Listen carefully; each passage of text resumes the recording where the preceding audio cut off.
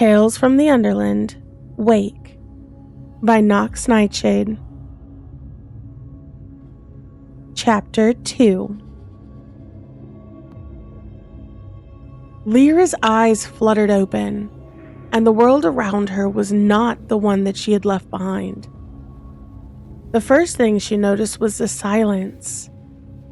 A thick, oppressive quiet that was nearly deafening. No birds, no wind, no hum of distant traffic. Nothing. It was as though the very air itself had swallowed all sound, leaving an unnerving stillness in its wake. She sat up, her pulse quickening as she took in her surroundings. The ground beneath her bare feet was damp and soft, almost like a sponge.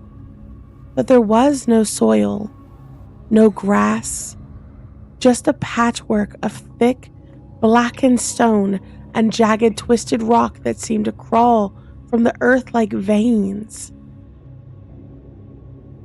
The air felt heavy, thick with an unsettling chill that seemed to sink into her bones. The sky above was an endless expanse of darkness, tinged with spades of purple and green, as though twilight had stretched beyond the realms of night.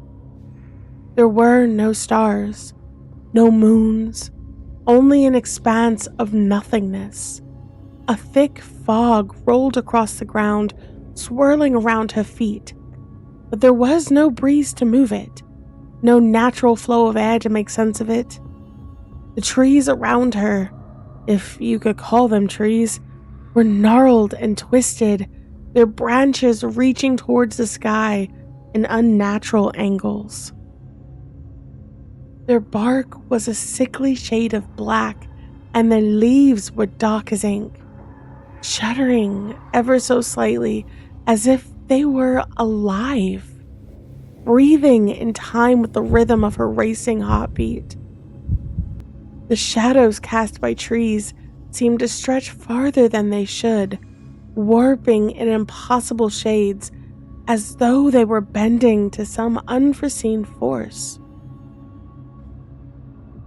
Her eyes darted to the shadows, feeling their weight pressing in on her. It wasn't just the trees. The whole world around her seemed to be alive, watching, waiting. The silence stretched, broken only by the occasional groan of the branch of the distant echo of something moving. It was as if time itself had stopped.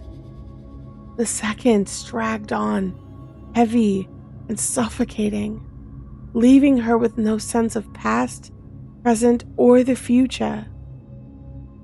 It was an endless moment, frozen in place, and she had no idea how long that she'd been standing there, gawking at the horizon of nothingness, or how long she would stand there for that matter. Then she saw it again, a flicker of movement in the distance. It was barely noticeable at first. A shadow, shift in the air, but as she stared, the figure began to take shape. A tall figure standing motionless in the darkness, its form blurred at the edges, as if it wasn't entirely solid. Lyra's heart slammed against her chest, her breathing rapid and heavy. She wanted to run, but her legs felt like she was rooted to the ground, stuck in place. The air was so thick inside of her already struggling lungs, and her limbs felt so heavy against her sides that it felt as if she was walking through molasses. And then the figure began to move towards her. the distance closing between them far too quickly. She still couldn't see its face, only the vague outline of a person. They were tall with a broad silhouette. As it neared her, the figure's features began to sharpen, revealing a man. He was aggressively tall, at least 6'5". His hair was as black as the night sky and the shifting shadows that surrounded them. His eyes were a chilling shade of blue, which glowed faintly against his icy pale skin. His muscles were straining against a shredded fabric, which I guess you could call a t-shirt, that clung to his chest and a pair of ripped up faded blue jeans. The outfit seemed so seductive, as if he belonged to the very darkness itself. Unlike her own outfit, which consisted of a ripped up Avenged Sevenfold shirt, which hung off her body loosely, along with her tiny black sleep shorts that she's been wearing every night since middle school. He was unlike anyone that she had ever seen. His presence felt dangerous, magnetic, like the storm before the strike of lightning. There was something about him that made the hair on the back of her neck stand on end, as if his very existence was tied to the darkness that pilfered the shallow existence around them.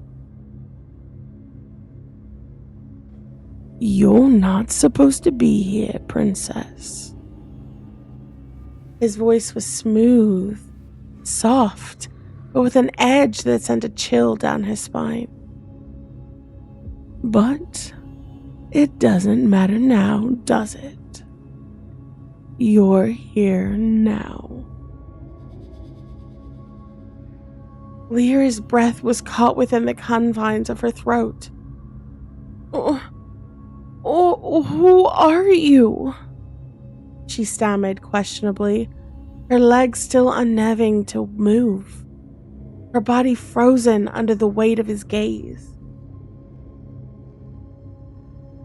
The man didn't answer at first. Instead, he stepped closer, his movement unnervingly fluid, as if a black gaseous form flittering across the ground, almost as one with the still mist that laid upon it. The silence of this world seemed to deepen, pressing in on her from all sides, suffocating her in its intensity. His lips curved into a small, knowing smile. Lyra grasped at all the strength left in her body and peered at the man that now stood directly in front of her, close enough for her to touch. "Who are you?" she choked out, her voice trembling despite herself. The man was close enough now that she could feel his breath against her face, his blue eyes searching her face, then scanning her body. It was as though he was studying her, assessing her every move.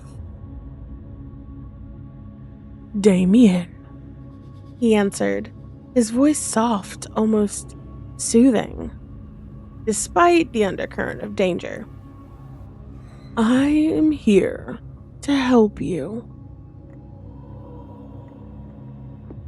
"Help me?" She glanced around, her heart hammering inside of her chest. "Help me with what? Where am I? What is this place?"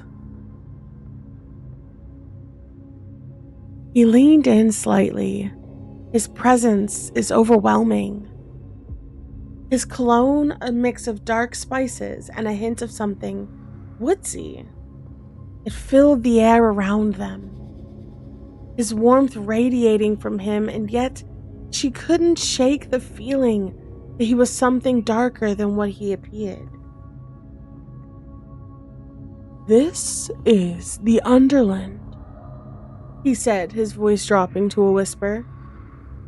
"A place for souls in pain. Lost souls." Lyra felt a cold shiver run through her. "But I'm not dead. I couldn't possibly be dead." Damien's smile grew, but it wasn't softer now, almost reassuring. "No, you're not dead, but you're lost, Lyra. You're here because you're running from something. Or is it someone? The Underland has a way of pulling you in when you can't let it go." Her throat tightened.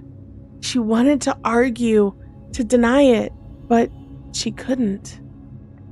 The air was thick with something she couldn't explain. The trees, the mist, the sky, shit, everything seemed to be suffocating her, pressing in with the weight of her emotions, her broken heart. "I don't understand. What do you want from me?" she whispered, stepping back slightly. Damien takes a step towards Lyra, his gaze never leaving hers. "I'm not here to take anything from you, Lyra. I'm here to help you. The Underland can heal you, but only if you let it. Only if you let go of the past, the pain, the hurt." His words are soft, but they carry an undeniable weight. There was something in the way he spoke, as well as the way he moved, that made her feel like he was telling the truth, even though part of her screamed that something was not right. "But why me?" she asked, her voice barely above a whisper. "Because you're ready," he said, his lips curling into a small, enigmatic smile. "You've suffered enough. You're here because you need to face what you've been running from. And I can help you do that." Lyra's mind felt like it was spinning. She wasn't sure if she could trust him, but there was something about Damien that felt safe. He was dark, seductive, and yet there was something oddly reassuring about his presence. Maybe it was the way he looked at her, like he understood. Or he just knew what she needed. "You don't have to be afraid, Princess," he said, his voice low and comforting. "I am not your enemy." Her heart skipped a beat. Princess, not your enemy. This guy couldn't be that bad. But at the same time, in a place like this, he couldn't be entirely the good guy either. "Come with me," he said, extending a hand towards her. Lyra hesitated for only a moment before she took his hand.